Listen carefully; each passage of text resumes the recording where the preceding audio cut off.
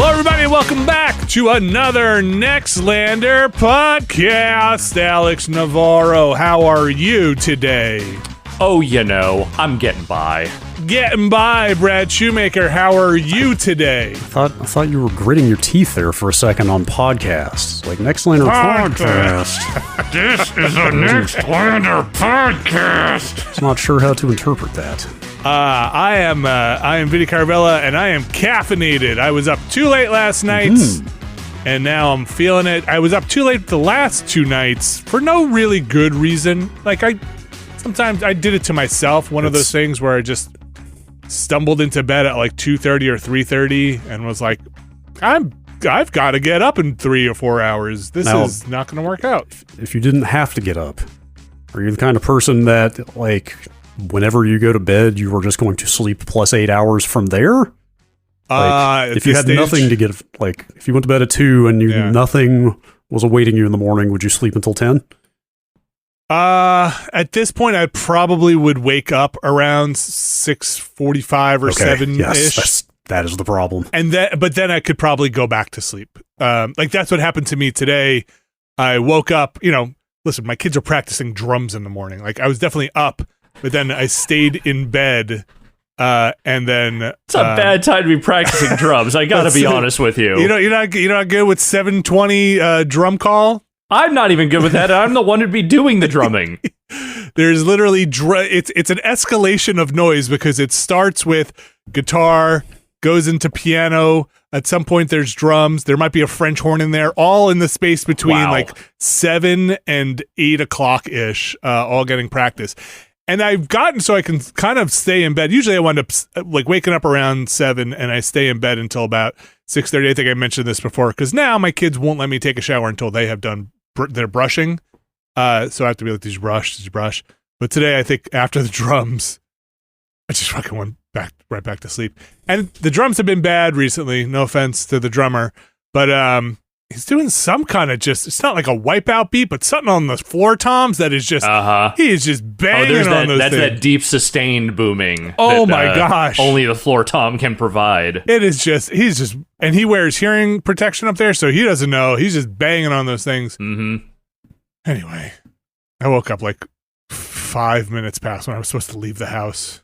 It was like, just one of those things where I woke up, it was like, to my daughter, who didn't give a shit, was like, we have to go. And she was like, okay. All right. Whatever. Last day of school. Last day of school. What are they going to do? Expel her? No. Last day of school.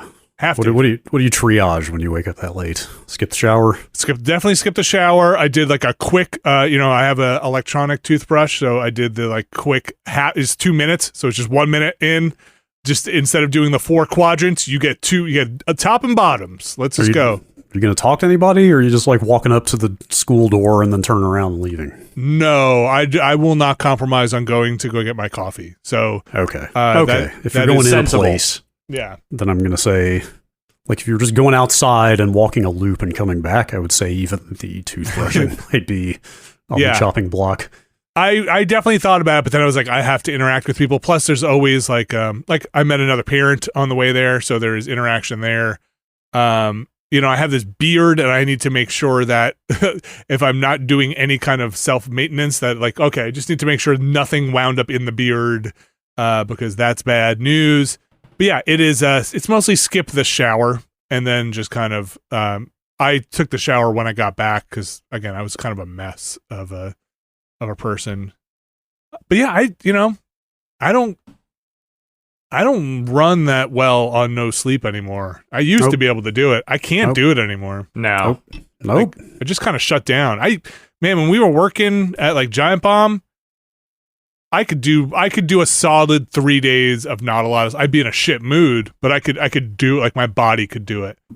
Now it's like, if I'm in some kind of reclined or seated position at 8:30 or 9 o'clock, I'm slowly turning into like an old man. Yep, it happens to the best of us. That's what happened to me Sunday night, because I got to a pretty exciting part of Final Fantasy 16 and kept going. Like, I just kept going. I was like, man, I need to see where this is going. Yeah. Until like midnight. Yes. And then my girlfriend gets up at 5 for work. Uh-huh. And I woke up when she woke up. And you felt it. And unlike you, I cannot go back to sleep once I'm awake. Okay, that's a bummer. So that was about 5 hours of sleep that night. And yes, it's not. Are you a napper? Can you take a nap? No. I am terrible at sleeping. It's like literally one thing I could change about myself. I fucking despise people who can just sleep at the drop of a hat and fall back asleep. Alex? Sleep 10 hours a night. Oh, I can't do that. Like, I don't nap either. Like, when I go to bed, I have to go to bed. But that said, when I go to bed, usually I tend to stay in bed until my body says it's time to get up. I'm a terrible napper as well. I can't do those great like 10, 20-minute power naps. I tried today to do it, and I just couldn't do it. And then if I take a nap, I'm usually out for like an hour and a half. I just feel drowsy. Like, I don't necessarily fall asleep. I just feel drowsy when I get up. Like, that doesn't help. Yeah. Post-nap feeling is weird because like I do feel refreshed and rested, but yes, also you're so out of it that it's like, is it even worth it? I don't even know what time it is right now. My dad is a hardcore napper, like has been my entire life. Seems healthy. It is. I mean, it seemed to work just fine for him. I mean, he also has his morning runs and everything. Everything about his life is very regimented, but like, I love it. Every single day between the hours of like noon to 2, he is asleep. Taking a siesta? Yeah. I love it. Oh, that's great. That's living, man. Yeah. We need to go on European time, man. Yeah, for real. I'm telling you. Like European daily schedule, European time off, vacation, allotment, all of it. I should emphasize he also gets up at like 5:30 every morning because he's just one of those guys. There are people who get up at 5:30 still don't nap. That's I'm jealous of his regimen and also that he can nap. It's also just amazing how far afield I am of where he is because like biochemically we are completely different in that way. It's funny when you describe your dad sometimes it seems like you are very different. You approach, let's just say, life very differently. Oh, very differently. The thing I will say about my dad is that I do look a fair amount like him and I sound a fair amount like him, but in terms of personality, if we did not look and sound alike, I would have said to my mother, you should get a DNA test. That's funny. I mean, because he's like also like a pretty hardcore math nerd, right? Oh, yeah. Like, he's a fucking robot. Like, I say that with love, but I mean, the man is a machine. I love it. That's so funny. Mm-hmm. I don't know if I would ever call you a robot or a hardcore math nerd. No, I'm so, again, could not be, literally polar opposite. It's funny. I love it. Brad, you mentioned Final Fantasy. We're going to dive into Final Fantasy 16 here. We're going to talk a little bit more about some other games after our first break, but not much. We're going to mostly stick on Final Fantasy 16 here. Alex and I played the demo, so that's where our knowledge will end. You've gone much farther, Brad. Possible spoilers in here. If you have not played yet, I know that game is coming out at the time of release, so we'll try and keep the narrative stuff pretty non-specific for you in that regard, but again, possible spoilers. Yeah, nothing too direct beyond what's in the demo, I would say. Yeah. So there's a new mainline Final Fantasy. There sure is. It's true, and it's numbered. Numbered for Final the first Fantasies. time since when did 15 come out? 2016. Man, it's like 7 years. Jeez, has it been that long? First new main Final Fantasy in 7 years. Jeez. Also, 12 came out in 2006.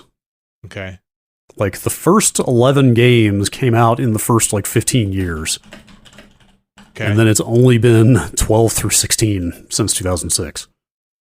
Only been. The pace of Final Fantasy has slowed down dramatically. Okay. That's also, fair.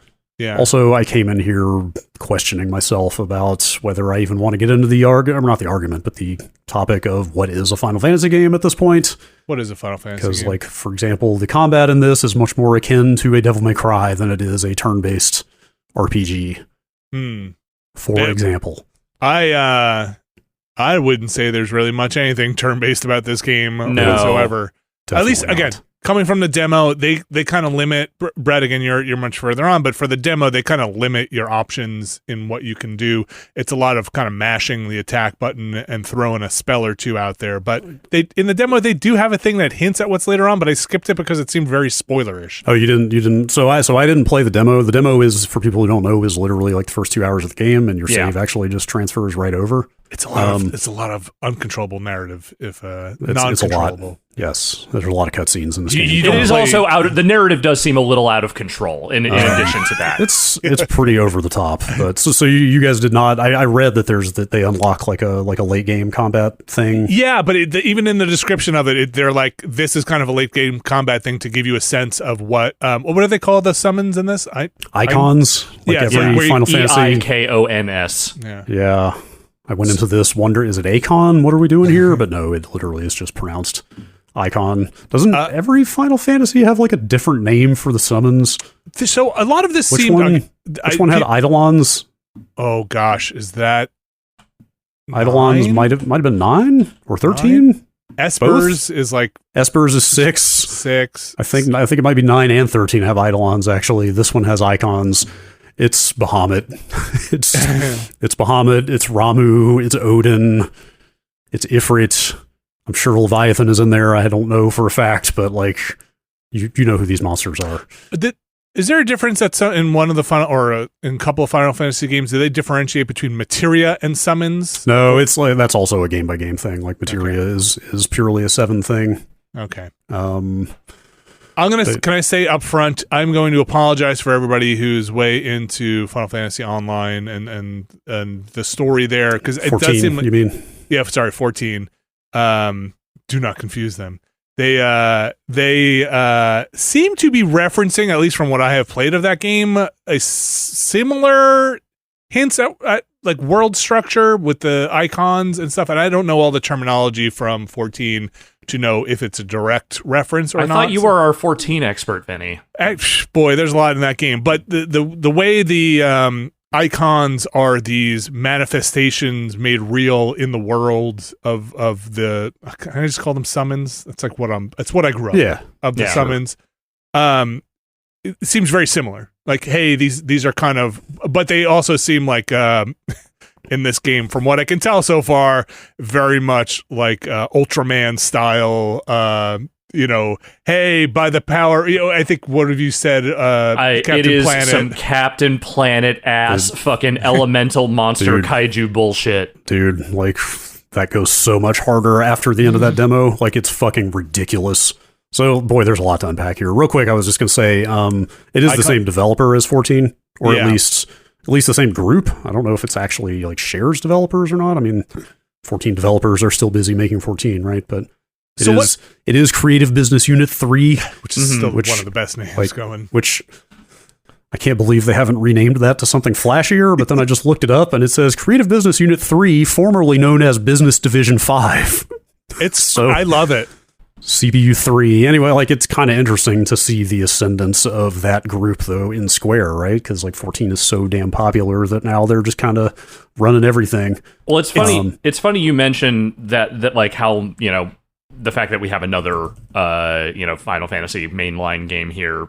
What is it, 7 years or something after that? But I just want to say the makers of this game managed to get out an entire ass Final Fantasy game before George R.R. Martin managed to get a whole ass one of those books out. Because like Online went live initially in 2010, Reborn came in 2013, Dance with Dragons was in 2011. Yeah. And they, like, Square Enix, at a larger scale, has put out several Final Fantasy games, including multiple numbered ones in that time frame. He's never going to finish those books, is he? No, he's not. So thankfully, the developers of Final Fantasy are here to finish them for him. I mean, to be fair, when you lift a lot of the stuff directly from those books, it helps with the game. We'll get into that. Yeah. Well, let me just add this on the 14 topic while we're here. 14 also has a lot of forsooth and whereth art thou and kind of the writing in this, especially the more you play and the more item descriptions you read and like codex entries and stuff, like there's just weird little bits of like what seem like Middle English peppered in there. So that's the salty, bitter Britishness of it is extreme. 14's not as like grim as this goes out to be, and we'll get to that in a second, but it does have that pray tell, or that style of forsooth world. Yes, like they like a verse at one point, the plural for I they use is not eyes, it's ein. Stuff like that. It's like fucking feels like it's like 3 steps removed from Chaucer or something. And just to wrap back around, the icon thing we were talking about in the demo is some kind of like, with the way they describe it, Brad, I'm sure you're probably into this, is, hey, we've unlocked the ability to manifest or summon multiple icons to test this combat ability. In the combat, yes. So I'm actually not that far past the point where you finally get your second icon, and I thought the combat was just kind of okay until then. It's only now, and apparently you can get 3 at a time and switch between them. And I still only have 2, but like even adding the second icon made the combat so much more interesting. Okay. Like I was kind of, I don't want to say I was mashing my way through it. So there is a stagger mechanic in this. I think that's in the demo, right? Yes, yes. For bigger enemies, have like a will meter, and you have to wear that down to kind of open them up to bigger attack, which has multipliers that you want to combo off of and stuff. But the icons are the summons, like I said, and so you've got fire to start with, and then wind is the second one you get. I assume there's like 8 or something in there, because they say there are 8 icons in the world, although does seem like the story is leading up to Icon-a-Palooza. How that's going to play out? Well, it's right there in the demo, actually, that there are. I think they flat out say it in the demo, right? There shouldn't be another fire icon. There can't be 2 icons of fire. Yeah. What? That's bullshit. Yeah. That's the fucking holy script. And there is stuff in there about like there's straight up like holy scripture that says there can only be 8. There can only be 1 of each element or whatever. And each of like the main houses, I guess, at least have a person that is supposed to be attuned to their icon. Yeah, so I guess I'm kind of weaving all over the place through gameplay and story and stuff, but like that's okay. Let's talk about the story stuff. Like, let's do it. Like they lay the Game of Thrones on really thick in the first hour, and in fact in the first like 10 minutes. Like, dude, yes, that montage at the beginning of like there's like 2 kingdoms are meeting in battle, but then it's intercut with like negotiations between other kingdoms that are not involved in that battle at all. At the big table. Oh, no. There's the Ironborn. There is the group of assassins known as the Bastards. There is a wolf puppy. There is a blonde lady who is treacherous. So let me see if I can keep it all straight. The two factions fighting in that battle at the beginning are the Iron Kingdom and the Dalmekian Republic. Yes. Okay. I've had some further dealings with the Iron Kingdom. Zero idea who Dalmekia is or whatever. The people in the negotiation, I believe, are the Holy Empire of Sanbreke. Oh, with the Holy Empire in there? And Walud are the 2. So the icy blonde intelligence lady she literally runs the intelligencers of Walud. Okay. So there's like 4 kingdoms right there in this first like 10 minutes. So who's the Earth icon? Hugo. And where is he? What is he? Is he from? He's Ironborn, isn't he? No, he's with the Dalmekian Republic. Oh, he's the Dalmekian. Because he's in that. Because the Crystal Lady, is the Ironborn one. The Iron Kingdom is portrayed as like savages, basically. Like they are.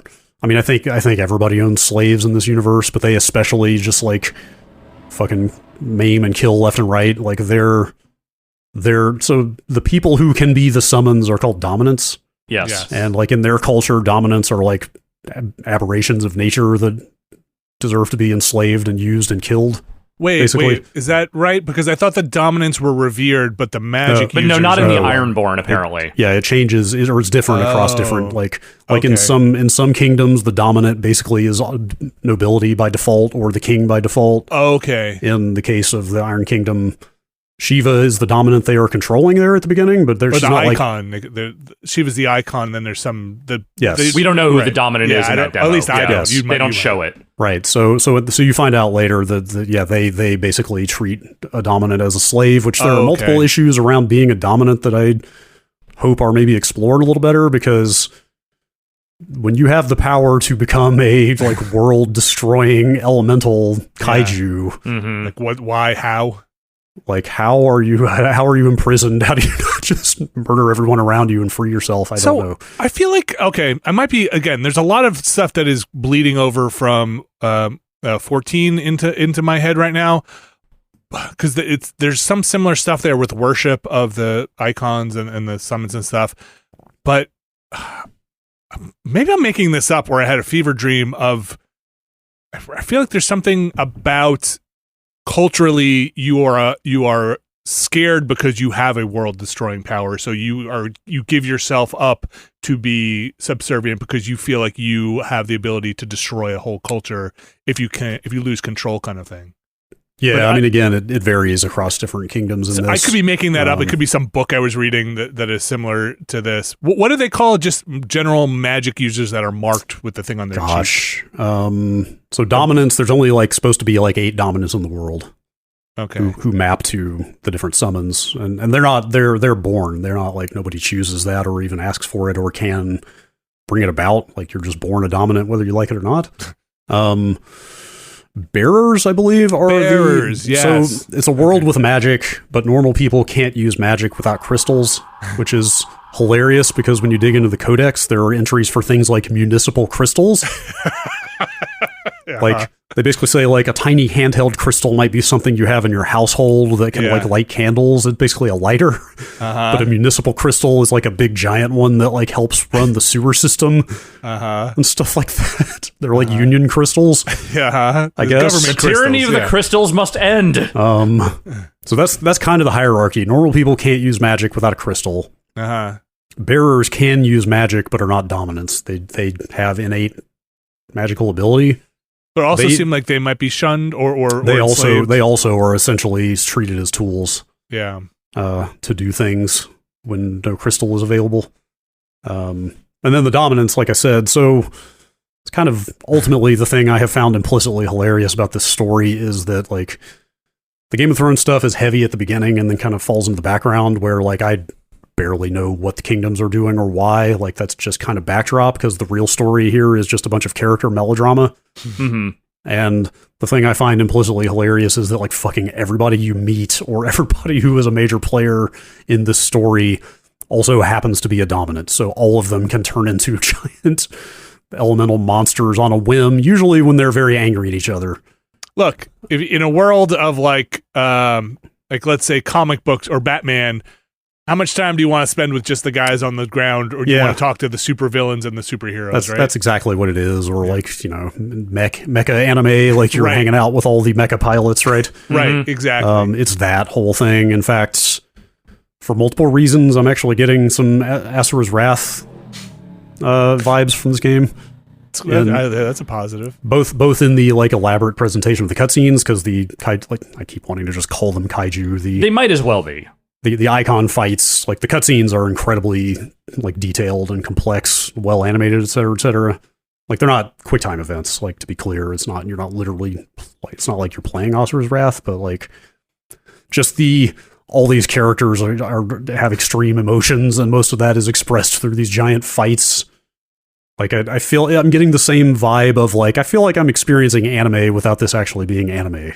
Oh, I think we're pretty close to anime. I mean, it's Final Fantasy. I mean, that's always kind of been the thing. Yeah. Maybe less so when it was, 16-bit or whatever. Yes. It's gotten much more melodramatic over the years. And so that's more melodramatic. I know. So that's the thing I kind of wandered into this wondering about, because again, I've never vibed with Final Fantasy. It's never really been my franchise. I've given several of these games a real honest shot, and it's just never clicked for me. And I didn't necessarily think this one was going to do it, because as much as I enjoyed, let's say, most of Game of Thrones, I'm not such a stan for that stuff that I will just gobble up anyone doing a riff on that. And I don't think the Game of Thrones stuff here is interesting enough to...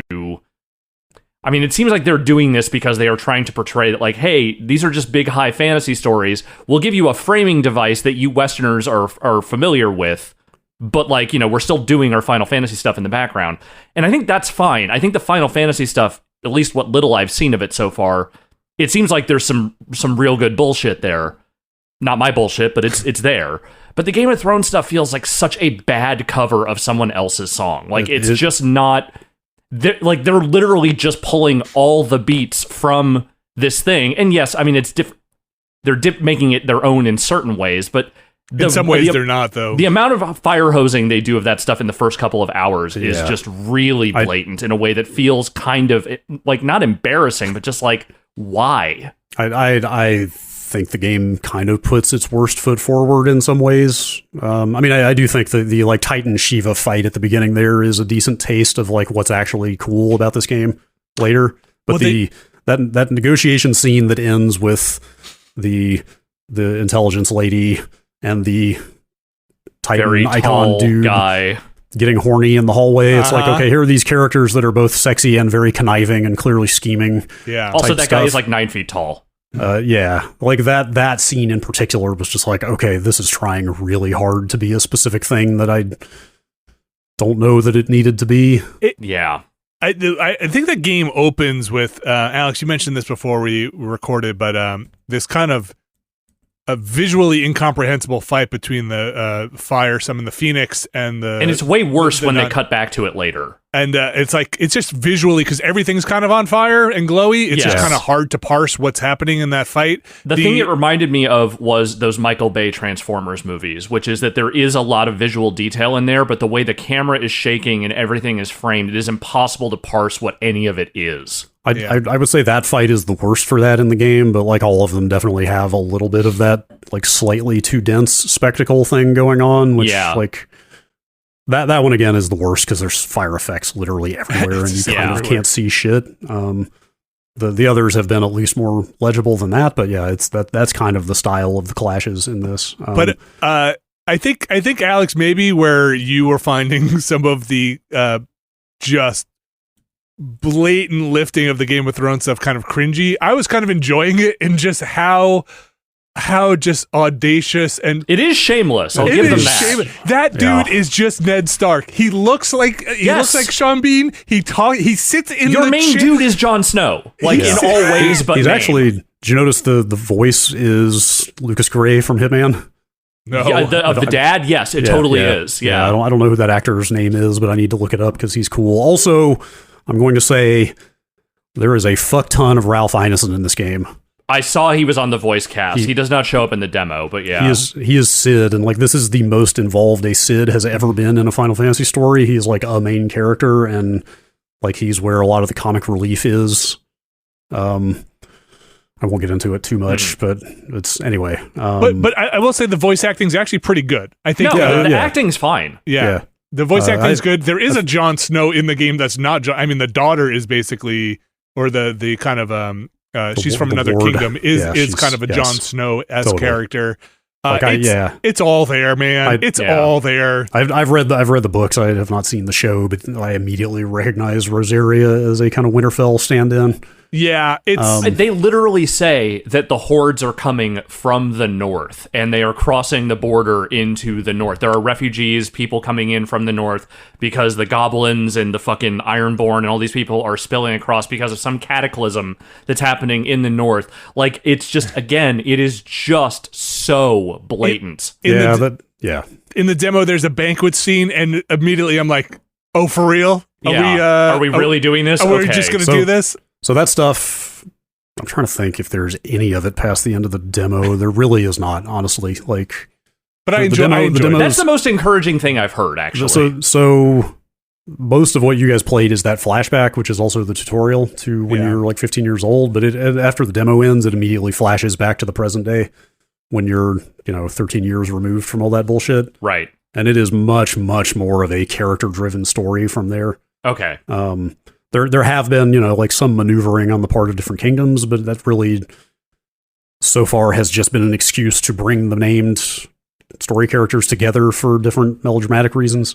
Like, it thankfully has not really been the focus so far. I almost wonder if the game itself even wants you to care about the Warring Kingdoms aspect of it, because it's really just not been much of an emphasis. Interesting. I thought honestly, because it seems like a political intrigue from that demo. Yeah, it's definitely there, but again, it's really much more about it's hard to talk about without getting into spoilers, because like there's a lot of reveals about the nature of being a dominant and why there were two icons of fire and who is super stoked about being a dominant and who finds it a burden, who like feels guilt about the fact that every time they rage out as a giant fire demon, like thousands of people die, and who thinks it's no big deal, stuff like that. Mm-hmm.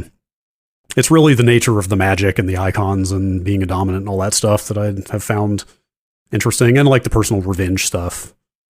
I mean, they definitely set up a tale of betrayal and revenge in that that opening. I kind of enjoyed just watching it play out in this. Somebody definitely was like, no, but make it but every time you think, can we make it more like this, just say yes and go here. But I thought the voice acting and the performances were pretty good. I was expecting the more, I don't know why I was expecting this, but maybe just because of the history of Final Fantasy, the kind of more saccharine, more aloof Final Fantasy characters, more kind of teen heroes. I bet they're in there somewhere. Maybe, but this definitely is putting the pedal down and steering right into what if everything were grim. I'd say that the tone of that is definitely consistent throughout. Okay. Like, I mean, there are sort of teen hero types in this, but yeah, like, people are subject to just die at any time, Yeah. That kind of thing. Like, people are running into, like, they suffer unnecessarily, or not unnecessarily, but it's like, you really have to kill all those people like that type stuff. Like, it is the tone of it being bloody and grim is definitely steady. A lot of throat slitting, a lot of, that's the type of stuff I mean. Or even not like having people having their throats slit, but even like in the bigger magical encounters, it's like, hey, they train you pretty quick that, like, anybody that you think is a major player in this might just exit the story. When you think that, like, they seem to have survived the last 6 fights just fine. Well, that's always been this type of game, though. So there's a nice thing in this game, which is basically X-ray. What is that the term that we use? Oh my god! For the no, it's called active time lore, which is the most ridiculous and self-aware thing they could possibly call a feature like this. Like, it's kind of incredible. So you can kind of pause the cutscenes at any point and try and see through to all the factions or people or characters or important things that are on screen in your codex. I mean, it's kind of pop them up. What does Amazon Prime call it? 3D? I think it's X-ray. Oh, is it 3D? X-ray. Somewhere. Maybe it's X-ray. But yeah, it is that. Yes, it is the pause this cutscene and we'll tell you background on every character and faction and location here, which it's been really helpful. It's part of the reason I'm able to come in here and, like, spout all this shit. It also kind of raises questions for me, though, about, like, is this, like, subverting their own style of storytelling? Like, isn't what is not revealed as important as what is in telling a good story? Like, they do a pretty good job of updating the panels with information as the story, or at least in the early parts, because they will upgrade as characters reveal information in the story. They'll upgrade the bio. I do wish there were, like, a little icon to tell you when the new panel is on the screen, because I just wind up checking all the time. There's a dude in your home base you can talk to that they archive everything that's ever been revealed, so you can just go read it whenever you want. But I mean, the biggest moment for me was at the end of that demo when there's a major betrayal on the part of a character that you're like, what the fuck are you doing? Like, that what the fuck feeling lasted about 5 seconds because I pulled that thing up and they just straight up, like, delineated her entire motivation for the thing she had just done. Nice. That in a way that it was like, man, if I hadn't read that, I would probably be wondering for the next 12 hours why she did that. But now I've just read it all, so... okay. It's a weird feature. It does seem to interrupt a little of the story flow. There was the reason I bring it up too, aside from, it kind of being an interesting feature, is they say for the dad in the demo, he's not a dominant. I had to read it like 3 times. He's not a dominant because he was still alive while the dominant, his, like, dad, I guess, or somebody else was still alive. And it sounds like the dominant only passes on when the dominant in that bloodline is dead, because it was like, oh, he didn't get the dominant because his dominant dad was still alive or something, and then you only get it when he passed on. And I bring that up to kind of piggyback on where maybe I'm projecting why you can have characters exit the stage easily if you have this trait that is immediately passed on to people to pick up the slack. If a character, let's say a vessel, is dead, and maybe you can keep those summons going. I don't know. Yeah, so it doesn't pass to living people, though, is my understanding. Somebody unborn? will be born. Somebody will be born with it after the previous one dies. Okay. So it's not like people. I mean, unless something changes, they could certainly throw that arbitrary rule out at any time. But as of now, it wouldn't be that if somebody died who was a dominant, like somebody you're rolling with would immediately pick it up or something. I see. It goes back into the pool to be doled out to the spirit. I see. Yeah. I actually really enjoyed the demo. I thought I was not going to be hooked on it. I was kind of not that excited to get into it. And by the end, I was like, you know what? I think I might continue with this. I have a huge backlog of games, but it was interesting enough. The combat seemed in the demo, it's very mashy. It's not that complicated. I was somewhat cool on the game for 80% of the demo, right up until like the thing that happens at the end from a story perspective made me really curious about what was going on there. Yeah. But it was like 2-3 hours after the end of the demo before I really realized, like, oh man, I totally am putting Breath of the Wild down to play this game. Like, I was really booking through that game, but now I just need to see where this goes, and kind of couldn't stop playing it. Do you get? But it does take a while, I think, to build. Do you get controllable party members where you can actively switch between? So you're always playing as Clive? So that's another one of those things that people have been looking at, going like, "Is this really Final Fantasy? You're just a dude. You're not a party. What's up with that?" So do you just roll with other AI characters here and there? You can command the dog. Okay. You can tell the dog to like go after an enemy or heal you. All right. Basically, other characters will weave in and out of the party and they'll fight with you, but they're 100% AI, and you can't equip stuff on them. It's just a single character game. Not a particularly aggressive AI from at least what I played in the demo. That gets better once you start hanging out with people who can do magic more. Okay. Then they start chipping in a little more.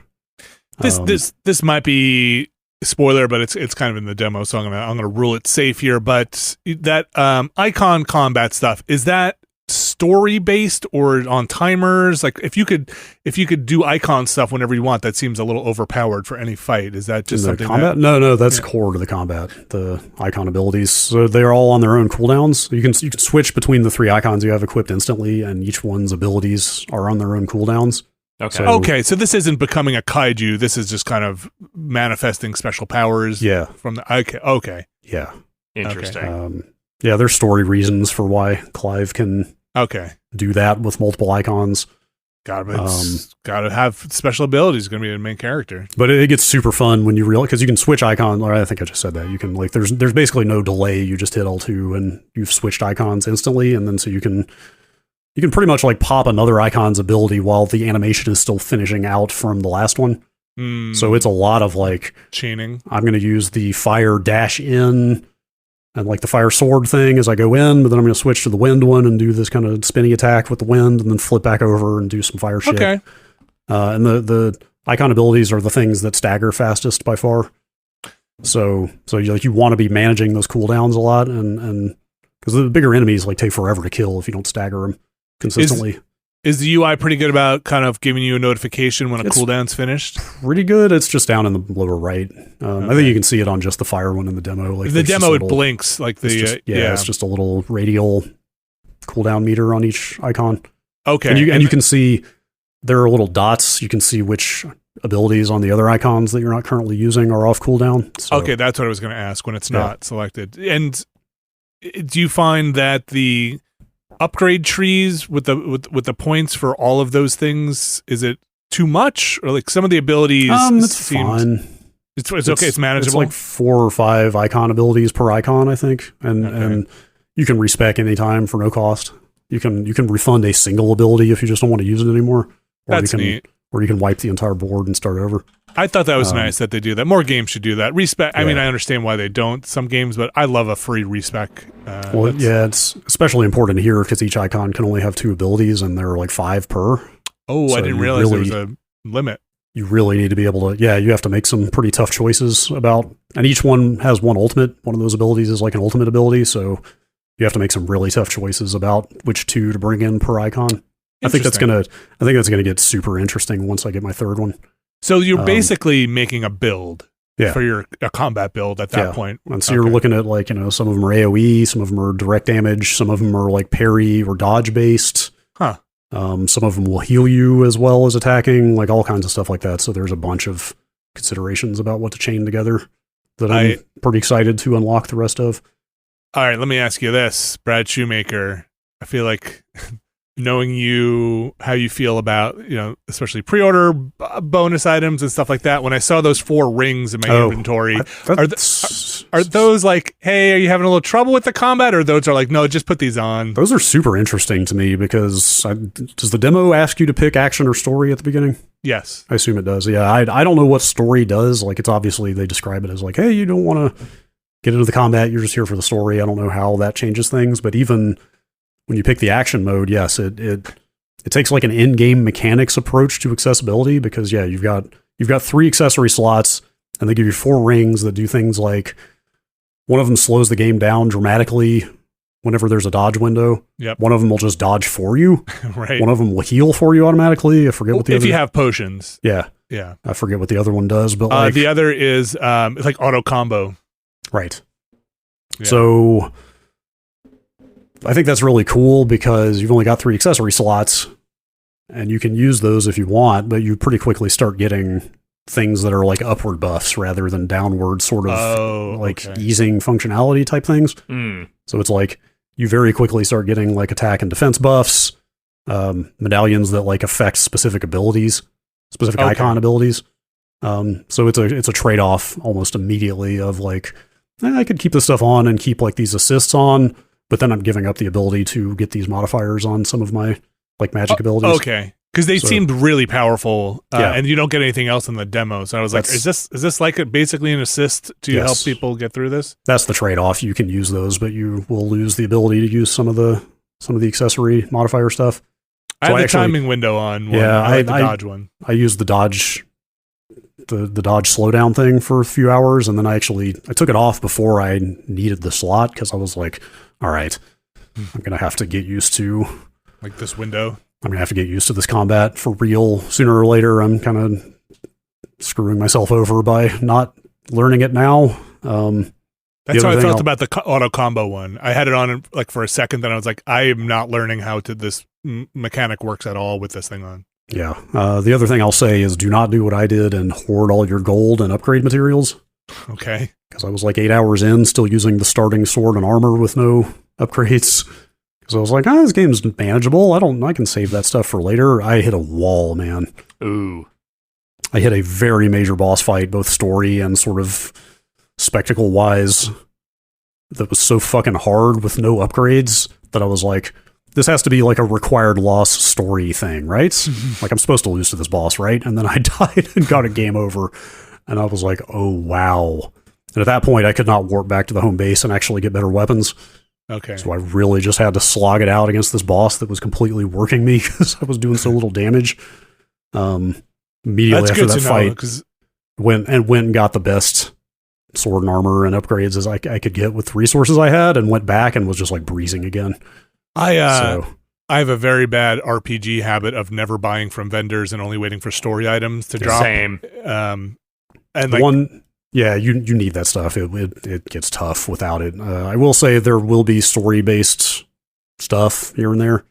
Okay. Like there will be like you will get a nice sword at some point because you crossed a story milestone, that sort of thing. But again, I couldn't get to that point without better stuff. Like it was too damn hard. But it's not really a loot game, right? It's not like you're getting drops of loot and okay. No, it's mostly crafting. They just roll out better vendor stuff as the story progresses, and like I said, occasionally a story weapon or something. Okay. You got a chocobo? There's that one in the demo in the story. You don't get to ride them. No. I mean, it's like there's no like overworld where you're riding around. I don't think it's much of an exploration game from my understanding. Like you warp around to different locations on that world map and they're pretty constrained. Like there's not a lot of side to side or wide area exploration that I've seen. Also, I'm like 8-10 hours in. I've done basically no side quests. The 2 I did were basically just tutorials for, hey, here are side quests. Like the most bland shit I have ever seen. Like one of the side quests was like talk to a carpenter on one side of the base who needs wood, run across to the other side, talk to some people who have wood, bring the wood back to the guy. Ooh. Which took about 10 minutes of dialogue. I haven't seen more side quests since then, but I saw reviews talking about like they are pretty bland. Okay. And dated. So the point is it's very much a story driven game. It's not And I wouldn't be surprised if there are like optional bosses toward the end and stuff, like typical Final Fantasy stuff of like, go kill ultimate weapon or whatever and get a cool thing from it. These rogue icons. It's very linear and very directed and very story heavy is the reason to play it. I think the combat is getting good, like I said. That's the thing I was hoping for, because I just in that demo you don't get a great taste of like what that combat system can apparently do, and I'd heard people like who had been reviewing it or playing it talking it up and saying like there's a lot of real there's a lot of Devil May Cry basically in this combat system, and I kept waiting for the demo to like hit that note, and it doesn't. Yeah, so super doesn't. Like I said, it was another 3-4 hours past the end of the demo before I got my second icon, and my opinion of the combat turned pretty hard after that. Interesting. Okay. Typical Final Fantasy. Well, maybe not typical, but like it was a huge 13 problem of the combat in this is very good, but we're going to wait way too long to give you the stuff to make it good. Right. Tease it out for too long. Yeah. Seems neat. Or at least to me, again, I'm not a big Final Fantasy or modern Final Fantasy person, so I don't know how people are receiving this that are way into Final Fantasy. If this is it's reviewing well. Yeah. Okay. Take that for what it's worth. Like I'm just approaching it on its own terms as a game and trying not to think too much about is this Final Fantasy or not, because I'm now at this point pretty into it as a game. Yeah. Also, it is very different from most of the previous Final Fantasy games in a lot of ways. Yeah. Or is it? I mean, I feel like they're also moving away from that stuff with every game. 15 was a huge departure. I mean, I don't really count 11 and 14 because they're such different games that I genuinely think numbering those was the wrong move. But even 15 as a single-player game was certainly moving away from the menu-driven party-based stuff. And even, was it Satfa? What's the Chaos? Satfo. Yes. Satfo, yes. Stranger of Paradise. Well, that was a Team Ninja game doing a very Team Ninja thing, to be fair. But now they seem like the Venn diagram's getting a little overlappy even in those circles. So they hired the combat director of DMC5 for this game. So you don't say. The DMC pedigree is like very strong. Like that's not just a qualitative thing. Hearing that you can switch place or action styles mid-combo. It gets so much more interesting. Like I'm just like, I don't want to say that combat was tedious before, but it was a little plotting, It was a little like, man, I'm having to wear down this character's will meter to stagger them and do some damage and then do the whole thing again. It's taking forever. That's absolutely what it is in the demo. You're just dodging a couple of moves and then just mashing square. Even going from 2 to 4 icon abilities, let alone what 6 is going to be like, completely changed that. Like to the point that like some heavy enemies that have been taking a long time to kill, like I was basically staggering them constantly. By the time a stagger phase would be over, those abilities would be coming off cooldown again. I just started whipping through them again, Yeah. Like it's way more. There's a lot of nuance to it that we don't have to get super into. Like when a character is halfway to staggered, like there's a brief window there for some extra damage, and one of the abilities you get. There's 3 icon abilities at a time because one of them is built in. Like the fire one is you can zip to the enemy, like teleport to them. The wind one is something different, but like if you use the wind one when they're in a halfway staggered state, that does something different. Okay. So it's like, previously that was just stunning them for 2 seconds so I could do a little extra damage when they got halfway down the meter, but now I know I need to switch to the wind powers every time they hit that halfway point and pop that thing and do what that does. You know what I mean? Yeah. Yep. Yeah. I mean, that sounds neat. I mean, more interactive,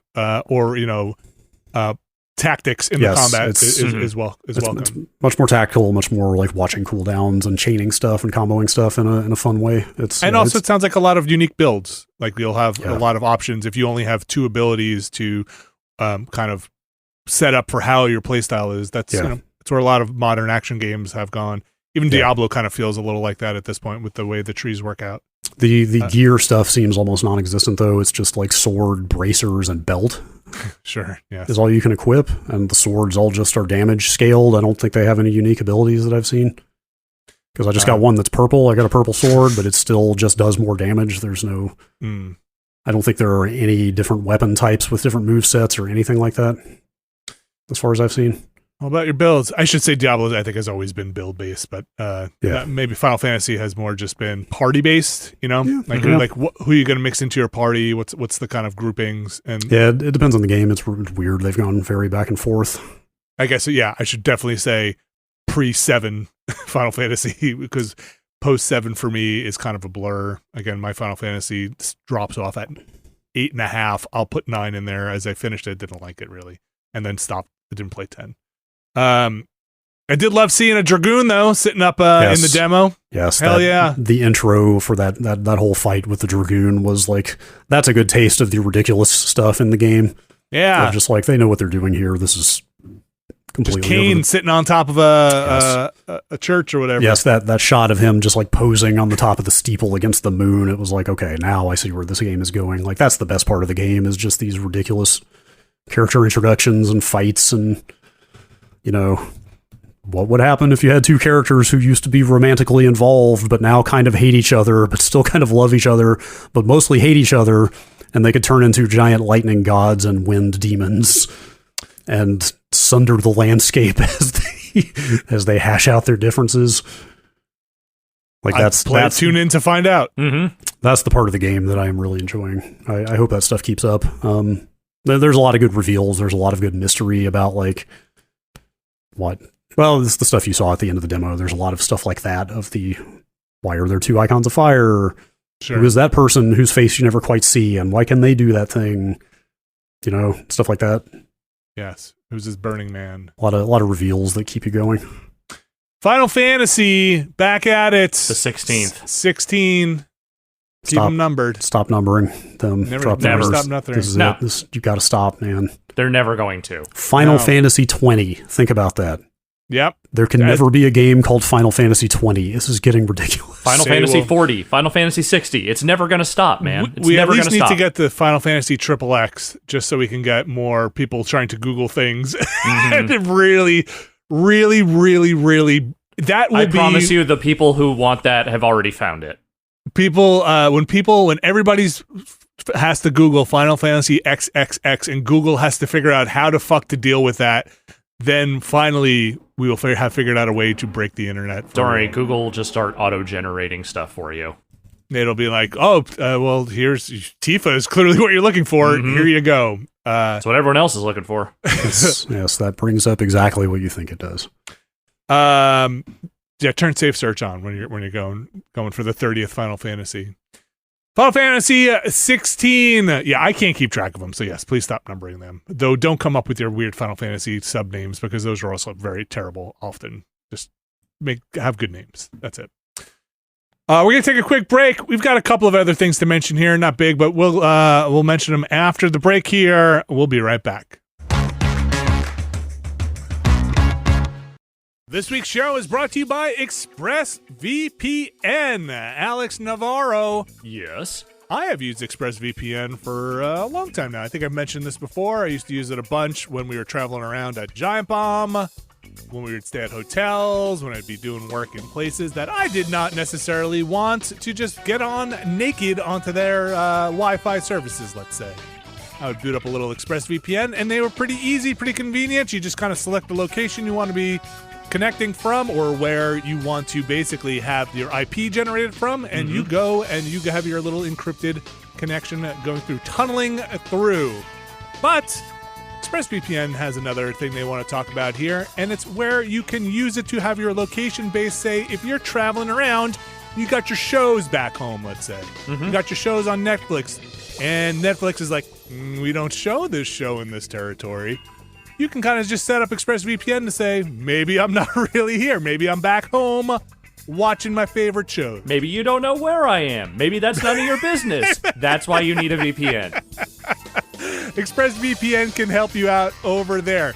They have fast speeds and you can stream in HD with zero buffering. It's compatible with all your devices, your phones, your laptops, media consoles, smart TVs. So with ExpressVPN, you can stop paying full price for all the streaming services and only getting access to a fraction of their content. You can go over to expressvpn.com/Nextlander. That link is expressvpn.com/Nextlander to get an extra 3 months of ExpressVPN for free. expressvpn.com/Nextlander. Thanks, ExpressVPN. And we're back. And aside from Final Fantasy, there's been a couple of things also that I've gotten up to. At least one of them is Aliens Dark Descent. You always got aliens on your mind. Aliens always on my mind. Harry Reid and I just hanging out, talking, like, they're out there, man. They're out there. They don't want you to know. Those aliens, there have been plenty of aliens games. We just had that, was it Fireteam? Yeah. Fireteam like 2 years ago? Yeah, pretty recently. That I'll start this by saying I like an aliens world where the aliens are extremely menacing, right? Like where there's constant threat and not necessarily just hordes, and that's kind of what Fireteam felt like. Oh, the aliens are constantly pouring in the walls, and we're making up, or we have different types of aliens because it's one of those games, like a bloater alien or whatever else. I don't know if that game has gone on to do very well in the way that some of those games sometimes do, but that wasn't necessarily the action. And then there's Alien Isolation, right, which is much more the thriller, hiding from the alien, one or a few handful of xenomorphs running around, and you don't want to get taken. This one so far feels like it splits the difference, where it's bad news if there's a xenomorph for sure, but there's face huggers around, and the plot here, it's pretty good. It's like tonally and dramatically seems to capture the kind of menacing vibe I would say even Aliens, the second movie, goes for, which is it's when the aliens are there, it's bad news. It's bad freaking news. They've taken over this installation. Basically, the shorthand is there's this kind of installation they've taken over above a planet. You enact some protocols to basically nuke everything that is ships in orbit because you don't want the aliens getting out of the system, right? You definitely don't want that. You don't really know what's going on. And then you get kind of a on-planet XCOM-ish home base where you and the Space Marines, the Marine Corps, Space Marines, are staging missions to go deal with this alien problem and trying to figure it out. And you're like, you have a medic bay, engineering bay. Wait, so it's literally XCOM? So it's got XCOM trappings. It's not it's real time combat. Sorry, I meant in the home base. I guess that sounds like that's like lifted straight from the XCOM home base style of upgrade parts of your base, go out on missions. So I don't know how deep it gets into expansion on the home base like an XCOM would, but you definitely have the bays that you are upgrading for better things. Like, hey, do you want to go unlock this flamethrower gun in the engineering? Go talk to the person who runs the engineering bay, right? And that's a character. And go talk to the person in the medical bay, and that's a character. So I'm too early on to know how deep that gets. Okay. You have squads that are like, hey, you're recruiting from the Marine pool, the different squaddies, right, with abilities, and you choose who's going out, very XCOM-ish. So that stuff does feel in the XCOM vein, but the actual combat is mostly real-time. You could slow down or pause combat at points while you're picking abilities to fire off, but the squad acts as one unit, basically. It's a little hard to describe because it's fairly unique. So when you're walking around, you're like right-clicking once, and your whole 4-team squad is moving around. And if you want to interact with something, you click on it to interact, and it'll peel off a squaddie to go do that certain thing. But you're also laying down suppressing fire by bringing up a tactical menu, hitting suppressing fire, and a squad member will go do that. It works pretty well. And walking around, I've only played like the first. It's got a long lead up to tutorialize you. I've only played the first non-tutorial mission, but it works well. You're in an installation, the beeps are going off, so you know there's movement around, and you want to basically, as your characters are moving, you can move your flashlight around to scan and look for things and set up, you can hide and duck behind things, because again, there's a tension built in where you don't want to go face-to-face necessarily with more than a few xenomorphs, at least where I'm at. No, everything I've seen from the movies indicates that is basically the opposite of what you want. Yeah, it's bad. You're going to die. And they kill most of the people in those movies. I don't want to spoil it for everyone, but not a lot of people make it out. They're fighting human enemies, it looks like, from some of these screenshots. So it's at least what I've gotten to is they have the synth. Is that what they're called in the universe? The synths, do they even have names? I'm not sure. Yeah, so the kind of synthetics. the synthetics, like the lower Weyland-Yutani ones, the not what's his face from the movies, not Lance Henriksen, not Lance Henriksen ones, the kind of model generation before. They kind of do a quick, at least in the tutorial, tease that like, oh no, they're not to be. Well, the old models were always a little hinky. Yeah, right. So that might be what you're looking at, but there also could be other factions on this planet that I haven't encountered. Screenshot on Steam of your squad shooting at guys in like white, sort of like planet suits, kind of. It could be. Maybe it's maybe it's Wayland. Maybe there's corpo people out there. Some other corporation or something. It's so like the setup is there's a planet and you're basically grounded on this planet for now and trying, at least in the part where I am, trying to do recon missions to see what the extent of the infestation is. Gotcha. Actually, this trailer's also got like a cyborg in it. Ooh, like a real gnarly looking. Does he have like an arm that's I've only seen the face here, but it's like full on. Like a bottom half of the face is replaced with machine. Okay. Some weird stuff in this. Yeah, I'm not 100%, all knowledgeable about what the Aliens universe level of tech is. I might be able to help. Yeah, like I don't know if there are cyborgs, or I know there are prosthetic parts for people, right? Yeah, there are. I'm trying to think if they okay, so the only one I haven't seen is Alien Covenant, which is the last one. I don't remember there ever being a cyborg straight up in the canon. Like you said, there are prosthetics and things like that. So maybe that's what's in this. And there are synthetics, but even the advanced synthetics that show up in like Alien Resurrection, which takes place fairly far after the first three films, is still just a regular synthetic, just much more advanced. Okay. Yeah, Covenant, there are only two, and they're both Michael Fassbender. This one that I've seen so far is that you just slap some kind of mannequin face on this thing and it's got glowing eyes. Yeah, they might be taking liberties, or the expanded universe may also have done all kinds of weird shit. Probably. Yeah, distinctly possible that like in the comics or other things, like that stuff shows up. But the music's good. The voice acting's... The music's good. Okay. No, the voice acting is okay. All right. Some of it's better than others, and some characters are better than others. They have a very... I mean, maybe this is just aliens, space marines or marines, but it's real roughnecks. Mm-hmm. Like, but that's always been the vibe. Feels like a parody of it almost. Like, oh, okay, you're taking your kind of roughnecks from Alien. I'm most familiar with Aliens, the movie. Yes. And like you're taking your space marines roughnecks, but competent commander, like, oh, this guy is in charge because he's competent. Everybody else is like, come on, fuck it, let's go have some fun out there, slap ass kind of marines. Mm-hmm. And that's what these marines feel like, a little bit of like, don't touch that shit, man, you're a bunch of idiots, you're gonna get yourself killed. But maybe that's just what the universe is calling for in the Aliens universe. A lot of repeated game barks because you are clicking a lot to move. So, hoorah, you want to die here? That kind of stuff over and over again. Just have to go add it to the gamebark.com wiki.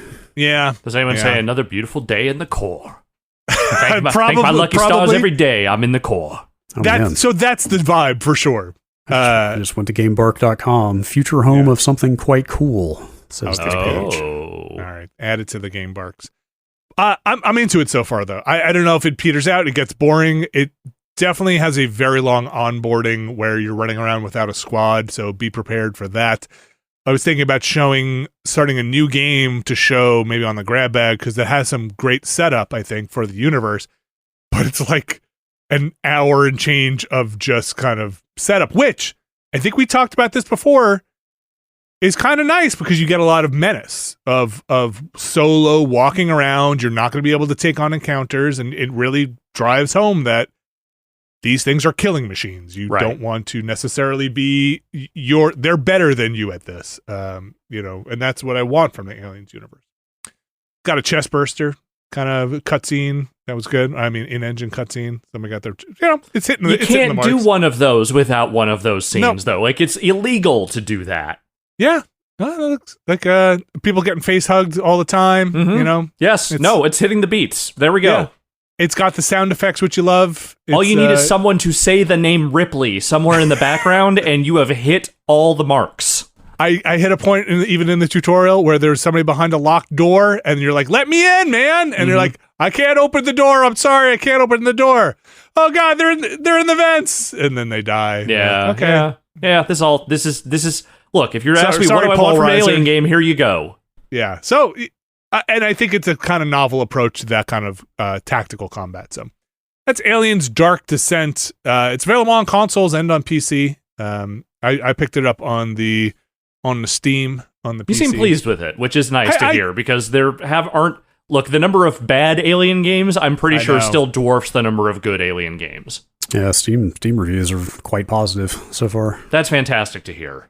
Yeah, I mean, look, there are a good amount of quality XCOM likes, and I'm going to group this in because at its core, it kind of is an XCOM like, even though it changes things even up if it isn't exact, like it's in the same general ballpark.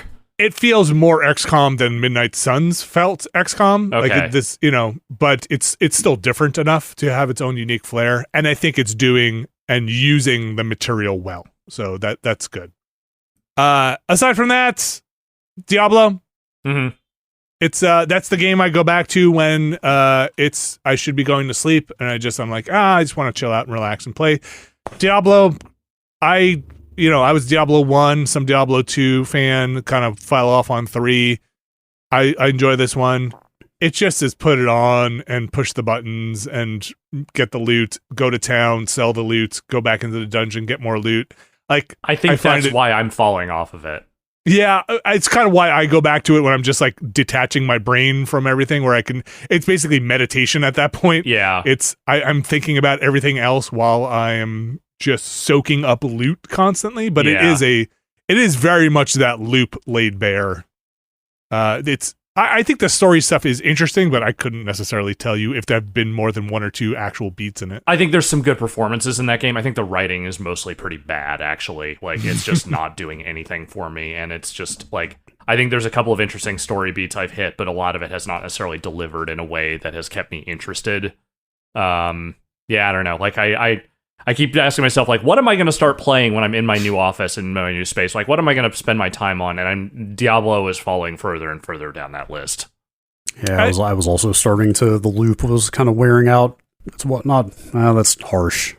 Like, the novelty was wearing off. Yeah. By the time I got Final Fantasy and stuff, I was just like, I'm still enjoying this, but I'm not, like, sitting here obsessively playing it. Yeah. Like I was, like, I'll probably finish the campaign, but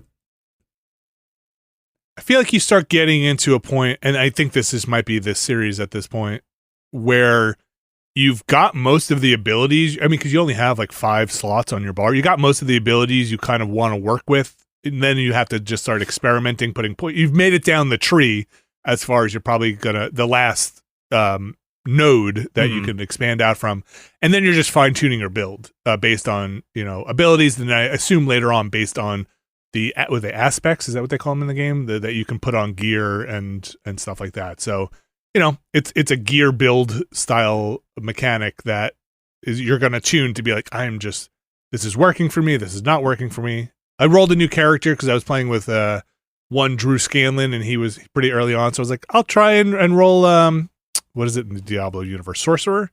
Wizard? I forget. Sorcerer. Yeah. Sorcerer.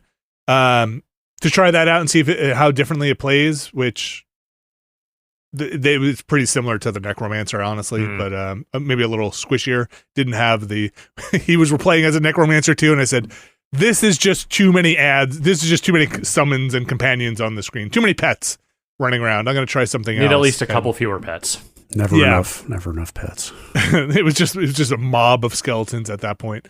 But cool, solid game, I think, Diablo, and it really, it bounced me off of Tears of the Kingdom for a while. So that backlog is getting there, Mm-hmm. and I need to wrap it up. There's a lot of games, man. Yeah. And fairly chunky game, like fairly decent. Like, I know we're about to hit the summer lull, but the thing is, that is not going to feel like a summer lull because I have at least 3 big, expansive, multi-tens of hours of games that I'm still part of the way through. There is absolutely no way I'm going to have nothing to play this summer. Yeah, I'm thankful that there's a lull until about September or something. Oh, you guys, Baldur's Gate's coming out in August.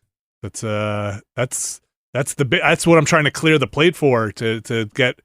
My plan is to hopefully get narratively story Diablo done and Tears of the Kingdom done by the time Baldur's Gate ships in. Is it mid-August? And maybe Final Fantasy.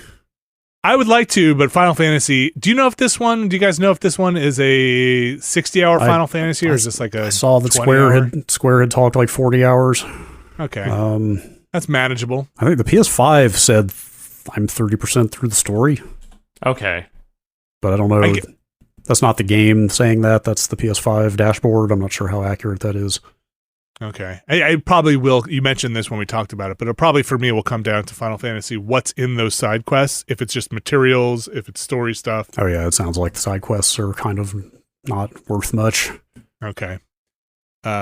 Yeah, there's definitely stuff. We have a week off coming where I'm going to have at least a couple of nights that I'm going to try to, and days where the kids are going to be out, that I'm going to try to chew through Diablo and Tears of the Kingdom. Those are the two that I'm prioritizing because I would like to. I have enough hours now sunk into those where I would feel like I just put it down, and I always hate that feeling where like, man, I'm maybe halfway through Diablo. I should just keep going and finish it. Tears of the Kingdom. I don't know if I'm halfway, but I don't know where the hell I am in Tears of the Kingdom at this point. I don't care. I'm chugging, like I said, I'm playing in small doses, but like I'm really still enjoying those doses. I was like I said, I was really booking through Breath of the Wild and looking forward to playing the new one before Final Fantasy happened. 2 divine beasts down, like 70 shrines. Do you think you'll keep going with the Final Fantasy at this point? Yeah, no, I definitely need to see how that ends. That's cool. God, that's good to hear. I forgot that Armored Core 6 is out in August also. Oh, man. Yeah. And Remnant 2 is out in July. There are games. What day is Baldur's Gate? Is it middle or end of August? Last day of August. Okay. That's buy some time there. I think that's going to do it for the games, unless you guys have anything else. 7 whole days before Starfield comes out. Oh, my God. Good luck. Oh, Starfield. And then, look, we all know this year, September and October are just dense, or just rotten. They got denser as of today. Yeah. So, and let's not forget about AEW Fight Forever, which, as we know, we are all going to be playing for months on end. Can't put it down. No. Won't be able to. No. All right. I think that's going to do it for the games. Again, mostly Final Fantasy this week. But that Aliens Dark Descent, if you like what you hear, go check it out. I'm going to try and play some of it tomorrow on our Grab Bag stream so you can see what it looks like there. I'll play a little bit more tonight to make sure everything's opened up to be able to choose some stuff. And then, Brad, you going to try out some Final Fantasy on the stream? Maybe. We'll see. Okay. See where things are going. That demo's pretty good, except for the combat, I think, is pretty shallow in the demo. Get past that first 45 minutes. It feels terminally boring at the beginning, but it does pick up a little bit. I enjoy, again, I see where the cringe stuff can come from in the, like, what you guys No, it's doing? not that. It's that it's just the lack of control you have in those opening 45 minutes, and what you're actually doing in that time is just dull. Yeah. I enjoyed it. I think once you actually get control and you can start doing combat, again, it does not show off the best of that combat system by any means, but like once you start doing stuff, it gets more interesting. I like their goblin designs. Those things they're pretty nasty. Pretty nasty looking. We're going to take a break. We're going to come back. We're going to talk about what happened at that Nintendo Direct because some stuff happened. Yeah, some stuff happened. So stick around. We'll be right back.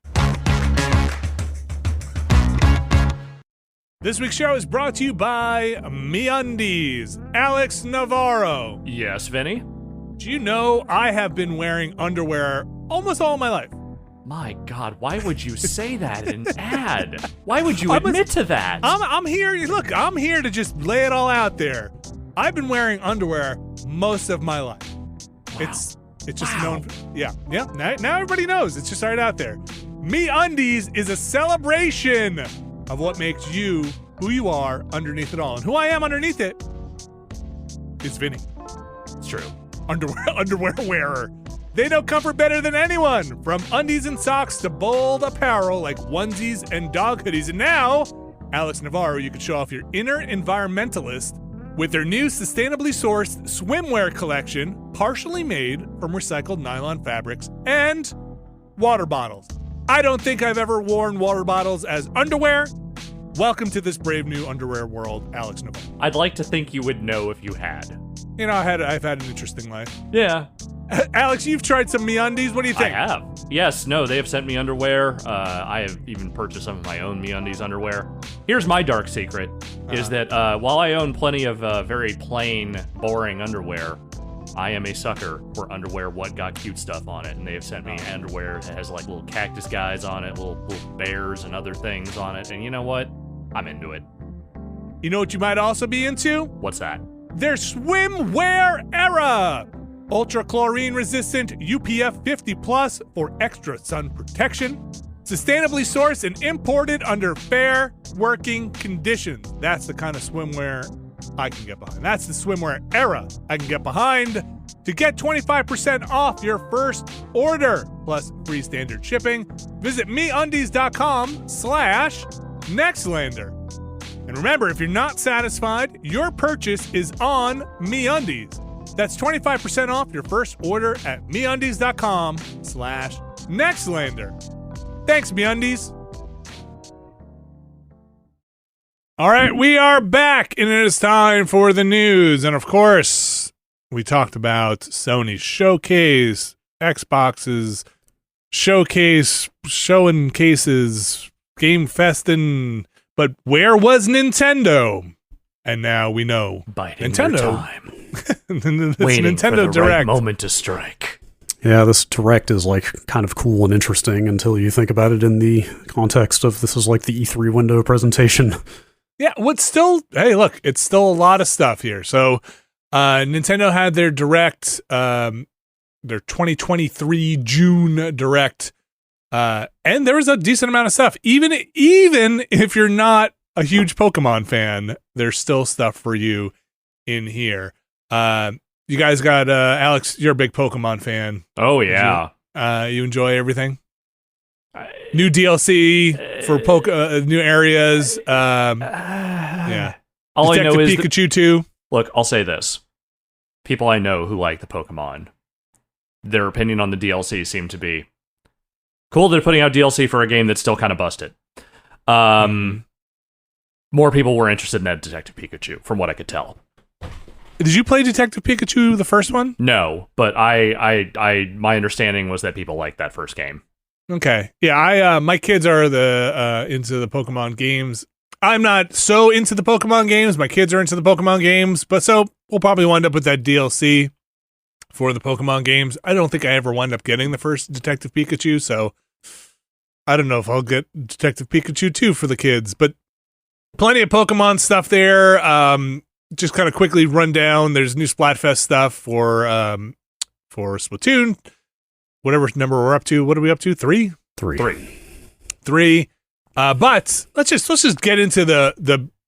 There was some meat here. There's the true lead here. Yeah. New 2D Super Mario Brothers.